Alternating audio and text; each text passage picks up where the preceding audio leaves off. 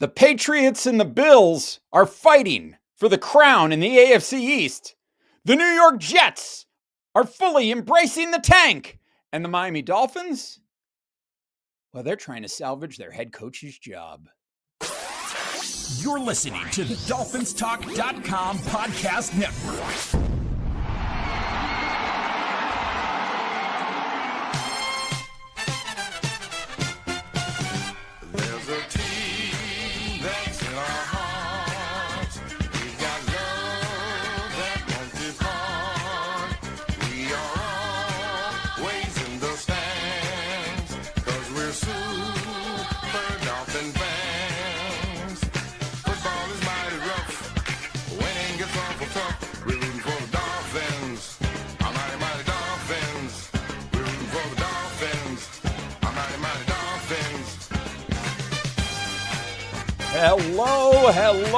Hello, Miami Dolphin fans, and welcome to the Same Old Dolphin Show, part of the DolphinsTalk.com podcast network. I'm Josh Katzker.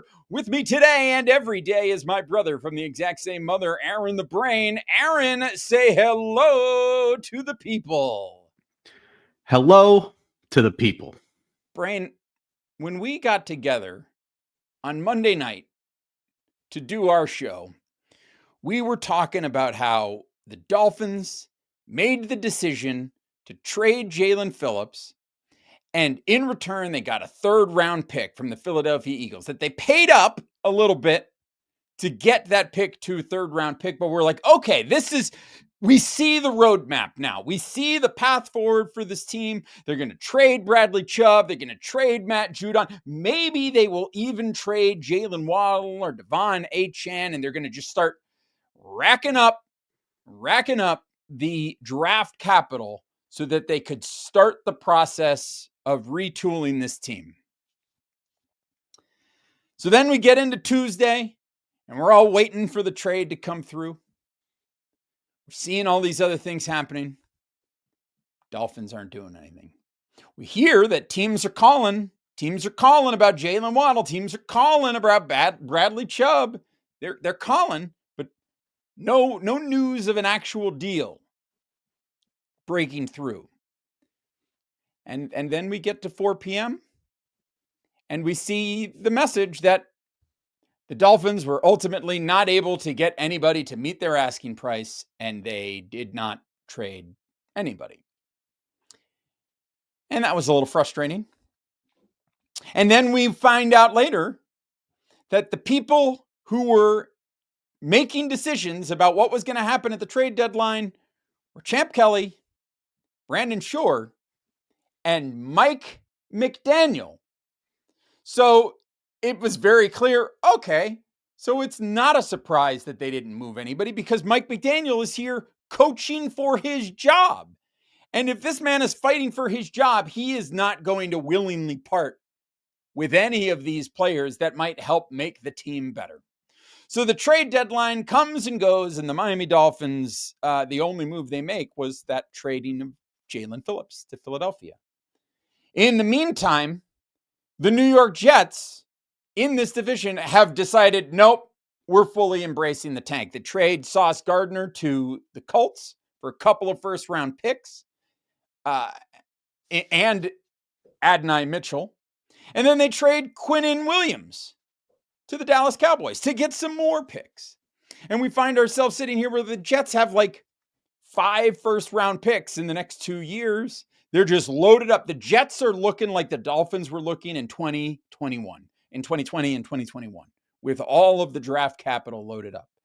And so suddenly you have the scenario that I sort of alluded to at the top of the show today, Brain, where you've got the two teams that are the class of the AFC East right now in Buffalo and New England, who are just jousting for the AFC East title. And now you have the New York Jets, who are fully embracing the tank and going fully into rebuild mode. They've decided this season there's nothing worth salvaging for this season. So let's gather up the draft capital. We'll get the highest pick we can possibly get, and we'll start to rebuild. Then you have the Dolphins, who Like, it is unclear, like, what they are doing from the perspective of the long-term build of the team. There's no concept of, there are no concepts of a plan for what this team is doing. There's nothing. It seems like all they're concentrating on right now is doing everything in their power within the organization to ensure that this organization can run it back in 2026 with Mike McDaniel at the helm of the football team, which, given everything that we have seen over the past 4 years, just seems to be an absolute monumental failure of leadership within the organization. Brain, I'm like beside myself with this team right now. I couldn't agree with you more. I'm so pissed. Any goodwill that was given to Stephen Ross for firing Chris Greer, although that should have been done years ago. After firing him, it's gone now. Like it's erased, because not only did you not make moves to benefit the future of your team in favor of salvaging what you're going to try to win 5 games this year? Maybe you win 6. Like what is the point to hold on to players that are not going to be here in the long term? And then the biggest part of that story is that Mike McDaniel is in on the decision-making process. Because, as you rightly said, obviously, if Mike McDaniel is in the decision-making process, it behooves Mike McDaniel to win as many games as possible to try to save his job or salvage some sort of track record for his resume, even if he does get fired, although this is a pretty clear indication that they're not trying to fire him, because they're sitting here and they're letting Mike McDaniel give input on the future of the team. If you had designs on firing him, he would not be given that luxury. And frankly, no coach that is not like entrenched and has like full job security should be involved in these kinds of decisions at this moment. The entire idea of Mike McDaniel being involved in that just tells you, like, Stephen Ross ain't going to fire this guy. Not unless something drastic happens. And so, look, we had to get loud. We had to boycott. We had to make things ugly for the Dolphins to make a change. And then we celebrated on Halloween when a change was made. Now is not the time to let your foot off the gas, fans. I'm speaking to the fan base. Now is the time more than ever. Buddy, here, hold on a second, Brain. I'm going to give you a solo shot here. I'm going to let you go full screen here. I'm even going to take the banner off. Actually, before you do this rant, Brain, let's get the plugs in real quick. Follow us at Amplify to Rock, at Aaron the Brain. Make sure you follow the show at Same Old Dolphins. You can find us on Blue Sky. You can follow Same Old Dolphins on Instagram as well. Make sure you're visiting DolphinsTalk.com each and every day. It's your one-stop shop for all things Miami Dolphins. Shout out to everybody watching live on the Dolphins Talk YouTube channel. Go ahead and smash that like button. Subscribe to the channel. Shout out to everybody watching on the I Am a Miami Dolphin Fan Facebook page run by the fabulous Mr. Carlos Hernandez and handsome. Also handsome. Be remiss if I didn't mention that. So make sure you're following all of those different places. Download, rate, review, subscribe to the Same Old Dolphin Show on Apple Podcasts, Spotify, Stitcher, SoundCloud, everywhere that you get your podcast. And finally, I'd be remiss if I didn't also mention Dolphins Talk Extra. We're going to have lots of good content coming your way over there. Bonus podcasts, bonus segments. In fact, right after we go off the air tonight, here on Thursday night, we're going to be heading over to Dolphins Talk Extra, where we're going to be doing a bonus segment talking about my recent trip to Canada. We're going to go around the NFL, pick all the games for this week. So if you're looking for bonus content, it's over there at Dolphins Talk Extra. You can join the fun for as little as $3 a month. We're going to have another watch along coming up soon. We're going to have brunch with Dolphins Talk coming your way on Dolphins Talk Extra. So stay tuned for that here in just a few weeks. Anyway, that's patreon.com/DolphinsTalk. Join the fun for as little as $3 a month. And last but certainly not least, make sure you head to caneswear.com for all of the Miami Dolphins and South Florida sports team gear that you could possibly want. With the holidays right around the corner, you see you got the Christmas lights up here in the studio because, listen, Halloween's over, so it's fully Christmas at my house already. So you're looking for your gifts. If you're looking for Miami Heat or Florida Panthers, Miami Hurricanes, Miami Dolphins, whatever gear, caneswear.com has got you covered. They ship internationally as well. So if you're looking for a gift for an international fan, caneswear.com is the spot. All right, Brain, I am going to let you go full screen here. I'm going to get out of the way, and I'm going to let you make this plea to the people. So whenever you're ready, Brain, take it away. All right, Dolphin fans. I'm a big believer in leading with love. And so I say this with nothing but love. Sometimes you have to have hard conversations with the people that you love. And so, Dolphin fans, here's the thing. As a fan base, and I'll throw myself into this, I'm with you. We suck as a fan base in general. We have sucked. And we're right there with the team, as we should be shouldering some of the blame.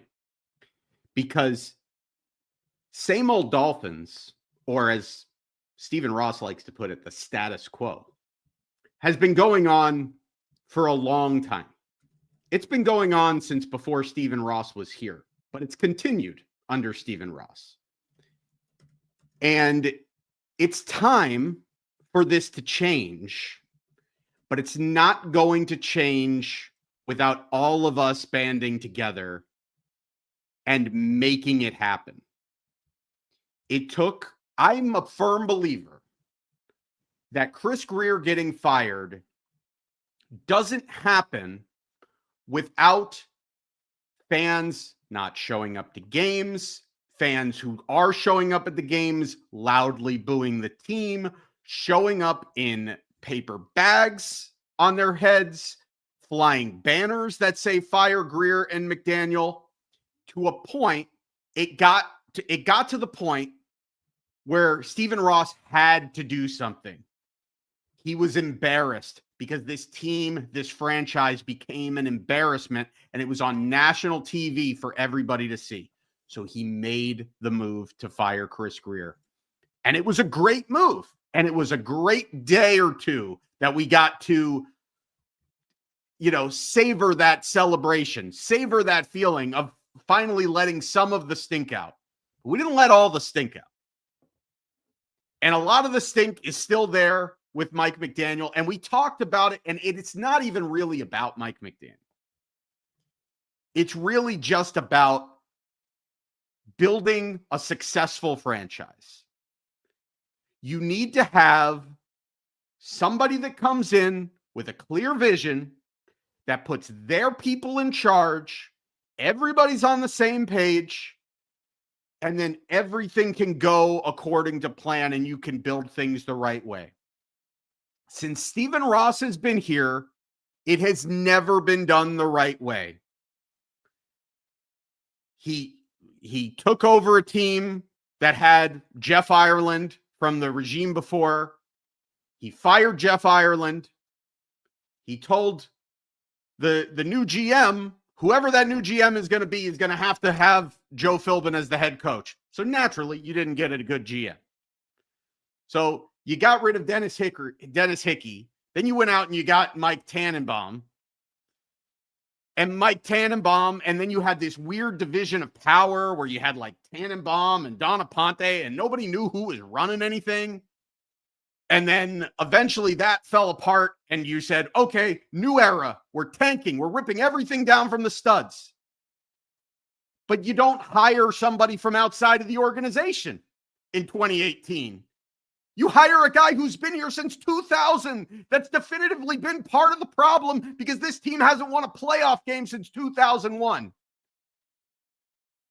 So you fire Chris Grier, and we're talking about, look, they probably should have fired McDaniel at the same time, but don't worry about it. there's no way Mike McDaniel's going to be safe. Well, what we saw this week, it sure looks like Mike McDaniel's job is going to be safe, because if Mike McDaniel's job wasn't safe, he should have no business being in on the decisions on what to do with players and draft capital to benefit this team for the future. I'm sorry, Mike, but you're going on 4 years of putting the best foot forward and doing the best you can with these players. You can be judged with what you do with the rest of this season with a team that's a skeleton staff, because it does us no good to hold on to Bradley Chubb. It does us no good to hold on to Matt Judon or Rasul Douglas. It does us no good to hold on to these guys that are not going to be here next year, especially when you could be getting valuable picks back.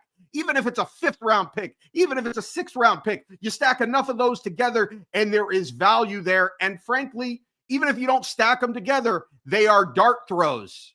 They are lottery picks. The more of these that you have, the more likely it is that you're going to hit players. But when you treat draft picks like they're not important, you end up with a team like the Dolphins, who has a few really good players, but there's no foundation. It's a leaky foundation. And so Mike McDaniel is on there and he's trying to salvage his job, because why shouldn't he? He should absolutely. He's in self-preservation mode. But self-preservation mode for this 2026 season does the Dolphins no good. It does them virtually no good for this season. Because even if you are a believer that it behooves the Dolphins to win as many games as possible this season, they're not going to win that many games. They're 2-7. And then just to juxtapose it, because it's really not about the Jets, it's about the Dolphins. But just to juxtapose it, the New York Jets are 1-7. They're a game behind the Dolphins. And they have decided there's no sense in trying to win this season.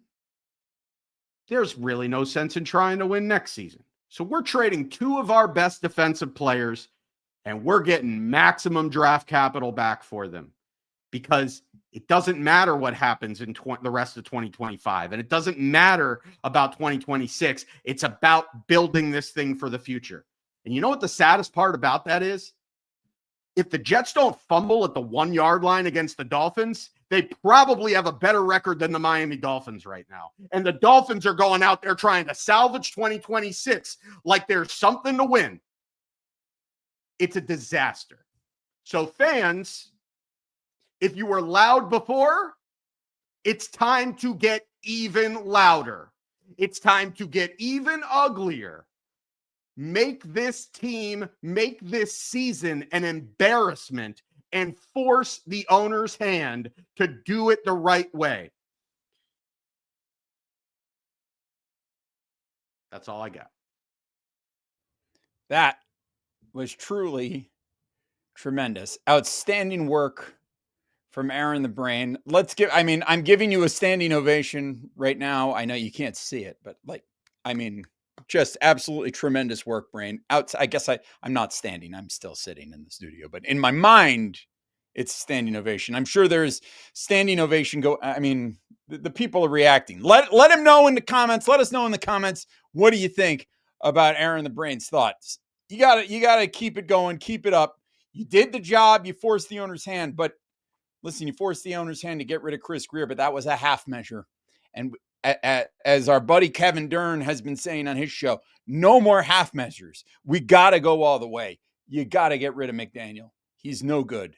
And their approach this time around has really just it's been in a lot of ways just doubling down on the same kind of nonsense.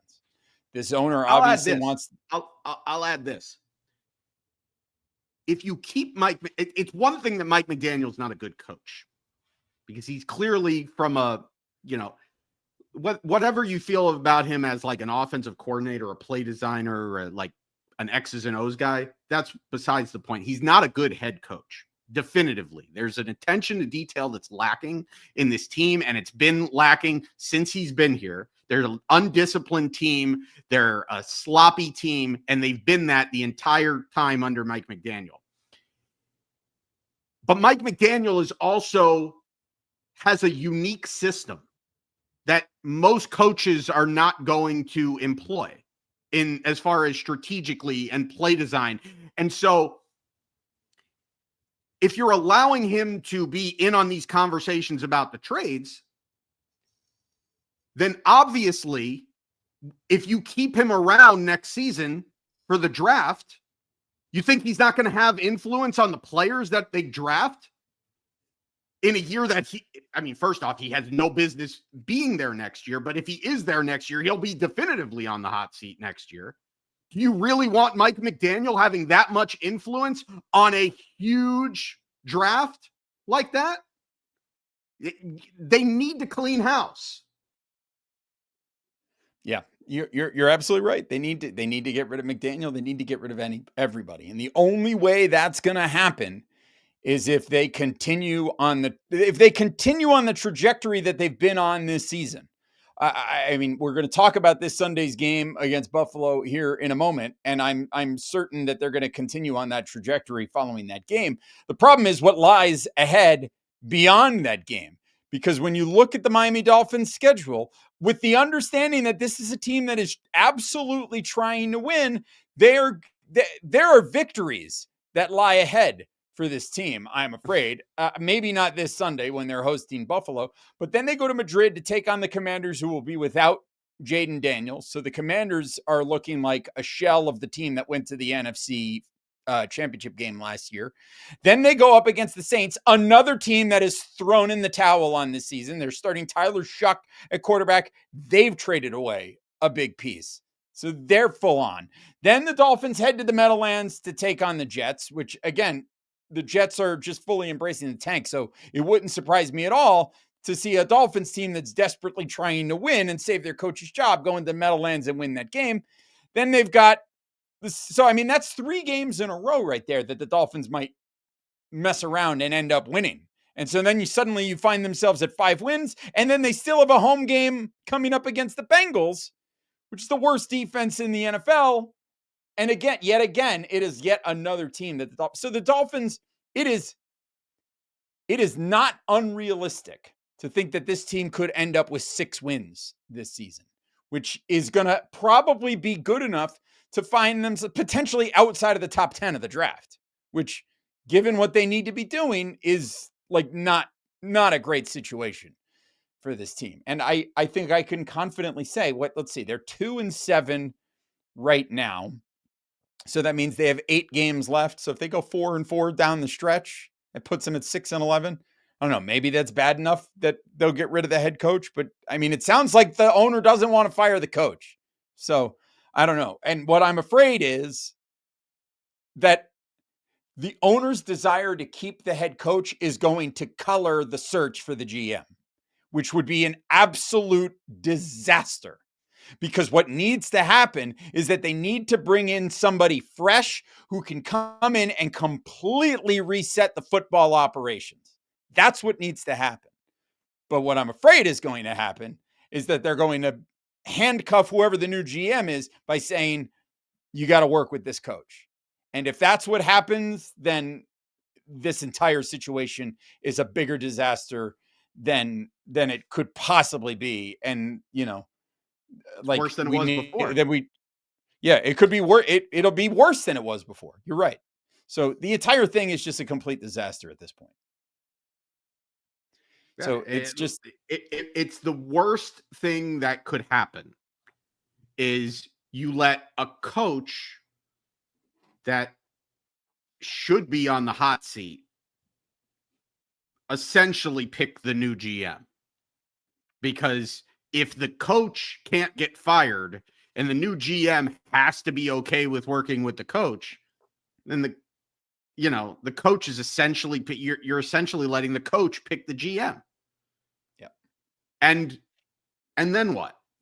And then that GM comes in to work with that coach to bring in players for that coach. And then when that coach does the same thing that coach has done for 4 years and have the team not prepared to play, and they have, you think this team's going to be good next year? Even if you believe that Mike McDaniel is a good coach, let's suspend our disbelief for a little bit And let's pretend that you believe that Mike McDaniel is a good coach and that 100% of the problem was Chris Greer. You think this team's going to be good next year? No, there's When no you still way have they're going to be Tua good and you next still year. have this and you have a bunch of dead cap and you're not going to go out and you're going to get anybody. You're not going to get anybody. You think It's this wild, team is going to Brain. magically just turn around and be a good football team next year? It's wild because I find myself feeling worse about the team right now than I did before they fired Chris Greer. Because before they fired Greer, I was in a place where I thought maybe they'll be bad enough that they'll just go ahead and clean house. But now it seems that we find ourselves, nope, it's just another half measure from Stephen Ross. So what I would say to Dolphin fans out there, and listen, we're all Dolphin fans. We're all desperate for this team to turn it around and to be that team that Stephen Ross says that he wants. He wants that team that is consistently competing for championships. That we all want that. That's what all of us want. But based on everything that I've seen from this team, I have no reason to believe that we're headed in that direction. And the only thing that could convince me that that is a possibility is if this head coach gets the prior to a new general manager being hired. So, at this point, it's the same thing that I said earlier this season. At this point, the only good outcome in these games is that the Dolphins lose.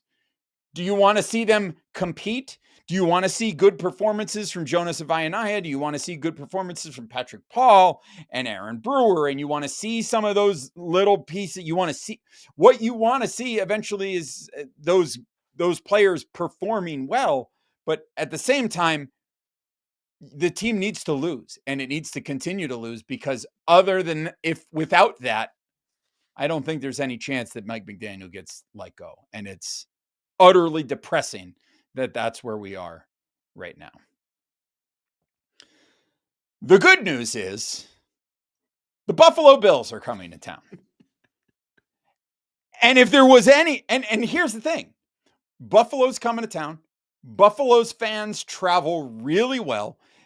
Hard Rock Stadium is going to be full of red, white, and blue Buffalo Bills fans come Sunday.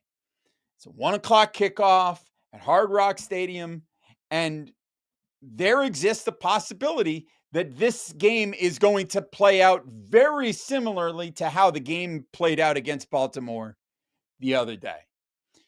There is a possibility that the Dolphins could find themselves yet again being blown out of their building. Could be even worse. Now, I know that this team has a knack for finding a way to find another level so that, whenever they play Buffalo, it seems to be a tight game.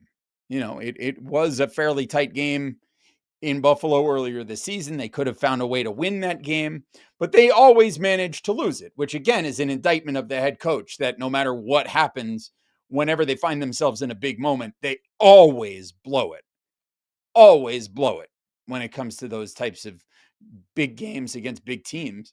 So, maybe there's every possibility that this team will play a competitive game against Buffalo only to find themselves, making the big mistake late, which again, to me, is just as much of an indictment, if not more so of an indictment of Mike McDaniel, than if Buffalo just comes in and blows their doors off on Sunday. Yeah, I think they have played Buffalo tight the majority of times that they've played them in recent years. There's really only been 2 games recently that stand out as games where like Buffalo just kind of had their way with them, which was the game at the end of the season in 2020, where the Dolphins needed a win and some help to get into the playoffs, and they were in Buffalo, and a lot of people thought Buffalo was going to rest guys, and they didn't, and they just came out and blew the Dolphins' doors in. And I think Tua threw like 3 or 4 picks in that game. And then Tua, classic, vintage. And then the game last season, the concussion game, where the Dolphins were getting beat pretty bad prior to Tua getting hurt, and then Tua gets hurt, and then the score could have been a lot worse in that game, but Buffalo basically took their foot off the gas. Other than that, the majority of the games for the past 5-6 seasons have been like 1-score games in the fourth quarter. And so I'm not going to be surprised if that's the case in this one. But I will say that the Buffalo team that you played in week 3, I think is a different Buffalo team than you're going to play this week. Because the Buffalo team that you played in week 3 was a team that kind of felt invincible after they beat Baltimore in week 1 and then had a resounding win in week 2. And we kind of saw Buffalo kind of going through the motions, and it started with that Miami game. And it ended up with Buffalo ending up losing 2 games in a row to Atlanta and New England. Buffalo got a bye week, and they came out strong, and they look like the team that's ready to really go on a run. And the fact that they look over in their division and they're sitting a half game behind New England, Buffalo's not going to take their foot off the gas against the Dolphins here. I fully expect Buffalo to come in and try to blow Miami's doors in and not play with their food. That said, like, Miami knows them. They know how to attack them. Do I think Miami's going to lose by 40 points? No, I don't think I'd love for them to lose by 40 points. The best thing that can happen for this team right now is to get embarrassed week in and week out till it's untenable. Unfortunately, I can see a world where this is, a relatively close football game. And when I say relatively close, I mean a 2-score game in the fourth quarter. Yeah, I think that's right. I mean, when the Dolphins have the ball, like the key is the Dolphins are going to try to run against Buffalo, because we know that that's Buffalo's weakness, is that defending the run is troublesome for them. And we know that the Dolphins are going to have had some success doing that, and will likely have some success doing that in this game. The problem is on the other side of the ball, it feels like there was some doubt about James Cook's availability, but because he didn't practice on Wednesday, but he was back as a limited participant on Thursday. I'd be shocked if he didn't play. And frankly, they've also got Ray Davis, who's a very formidable back, and Ty Johnson. And then they've got Josh Allen. It's like, and the Dolphins struggle to cover tight ends, and one of Josh Allen's favorite things to do is to throw the ball to Dalton Kincaid. So, I just think the script is such that it feels like it's set up for the Bills to get out to an early lead and the Dolphins to struggle to keep pace. And then that's when the mistakes start happening and things start to snowball. So I could easily see this game getting lopsided in a hurry, but let's get into the hot takes, Brain, because before we can make our predictions. So we'll ask you, if you're watching live on the Dolphins Talk YouTube channel, let us know, what is your hashtag one hot take for Bills at Dolphins this Sunday? Let us know in the comments. One hot take for Bills at Dolphins on Sunday. Brain, what is your hashtag one hot take for Bills at Dolphins this Sunday? So the Dolphins struggled mightily to stop the run the last time these two teams played. And I think the Dolphins have done a better job in recent weeks of defending the run. It's still a work in progress. But it seems like they fixed some things. They've gotten better play from their D-line. Their linebackers are hitting the run fits. The defense, to some degree, it seems to be gelling a little bit. And they sort of kept them alive in that game against Baltimore last week, in spite of the offense being completely inept. Losing Bradley Chubb means that Chop Robinson is going to get out there, and Chop Robinson is going to have an opportunity to make some plays. And I think he's going to make some plays, but I also think that Chop Robinson is a liability in the run game. And I'm calling for a big, big, big running performance from the Buffalo Bills. And it's not just going to be James Cook, but it's also going to be Josh Allen. Combined, Josh Allen and James Cook will rush for over 300 yards against the Miami Dolphins on Sunday. Wow. That is in fact a very hot take. I like it. It's good. All right. Well, let's see what the people said. If you've got one in the chat, let us know in the comments and we'll share it. But I'll tell you, these are some of the thoughts that we got from the people over on the Dolphins Talk Extra Discord server, which a reminder that you have access to that and you can join in at patreon.com/DolphinsTalk for as little as $3 a month. Here we go. Fish Pilot says 90% Buffalo fans at the stadium, 10% cardboard cutouts from the marketing department. Tremendous. Patrick Mullen says an NFL rushing record gets broken. Alex Pena says it gets so bad, Tua gets benched at halftime. Al Craig 23 says blowout city for the Bills. Misha Rohn says McDaniel is clearly outcoached. Dolphins lose by 4 or more scores, and he still has a job on Monday. I suspect that's probably true because they're going to be getting ready to head to Spain. Mr. McDolphin says the hottest take anyone could have is that the Dolphins win this game. I'm not willing to go there, so my one hot take is Dolphins cover. Give me Miami plus 9.5. I think the line is up, closer to 11 right now, actually. Rob Ashton says Dolphins lead with seconds to go and give up a touchdown on a kick return to lose. That's his hashtag one hot take. Timbo says Greg Dulcich, 100+ yards receiving. And Anjuna Abel says, with the astounding news of the Papa shot being taken out of the locker room today, it uplifts the team. Tua goes for 4 touchdowns and over 300 yards passing. And then in parentheses, delusional fan alert. Yeah, I mean, they got rid of the basketball hoop and they got rid of the card table from the locker room. So this team clearly means business. Also worth mentioning that it wasn't anybody in leadership that made that decision. It was the players themselves that made that decision. So let's see what we got over here on the Twitter machine. I think we did get a few over here. Yes, we did. In fact, it says Tua won't have a turnover and there will be more Bills fans at the game. Well, one of those I think is a hot take. Here's one I like this one from Avery Ewan. Malik Washington will outscore Waddle in my fantasy league, which gives points for kick and punt return yards. This is what happens when the Bills score on the Dolphins 8 times. Steve Travis with a very hot take. Dolphins will somehow pull off a win, further cementing McDaniel's return next year. That would be same old Dolphins. Yes, indeed it would. Let's see. Do we have any in the chat here? Let's see. Who have we got? Let's see. One hot take. Taj Washington touchdown from Jordan Murray. I like that one. Nick Banghart says a Dolphin fan will be happy watching the game. That is a pretty hot take. Well, I mean, it's not really a hot take because I'll be thrilled watching the game if Buffalo boat races us. I'll tell you that. 2 picks from the Dolphins defense and offense fumbles on the final drive. Yeah, I think that.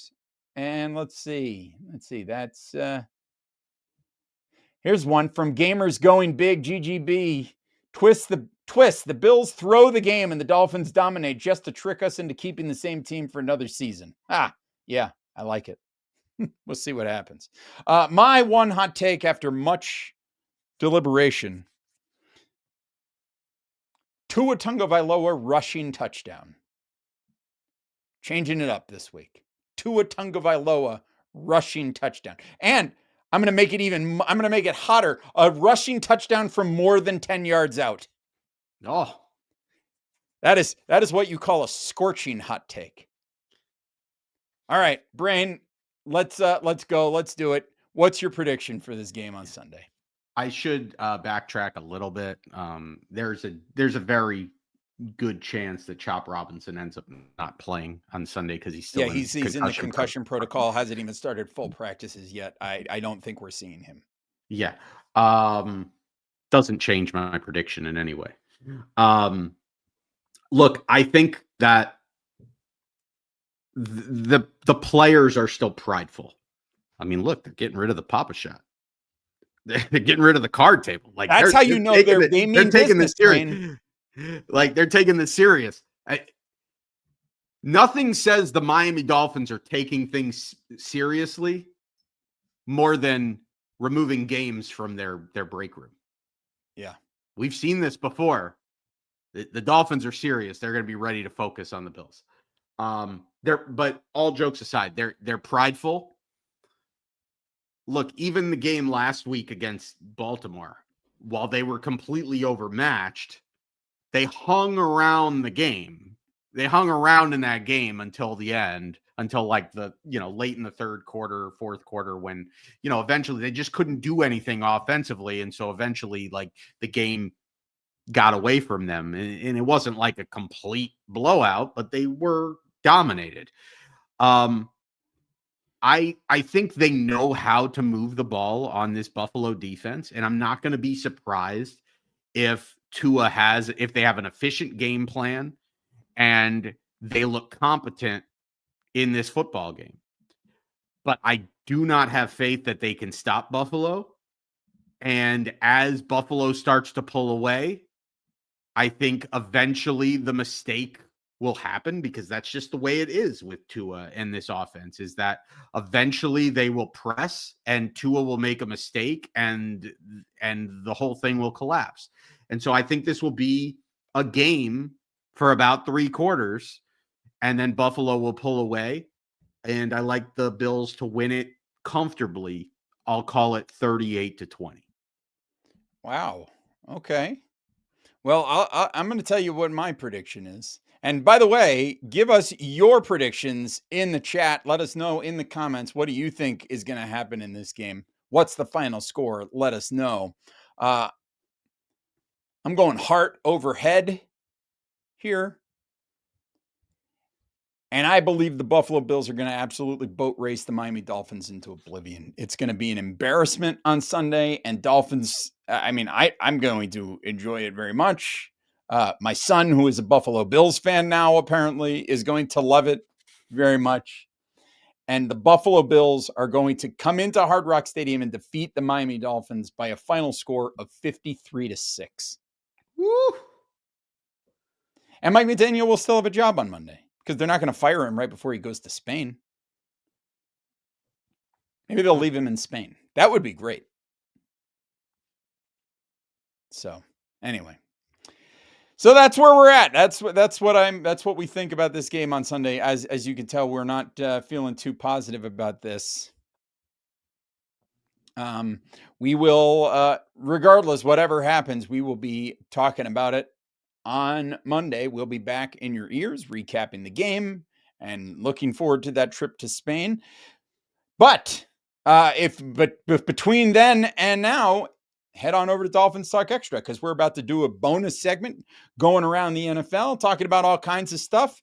We got good stuff over there at Dolphins Talk Extra. That's patreon.com/DolphinsTalk. For as little as $3 a month, you can join us. In the meantime, follow us at Same Old Dolphins, at Amplified to Rock, at Aaron the Brain.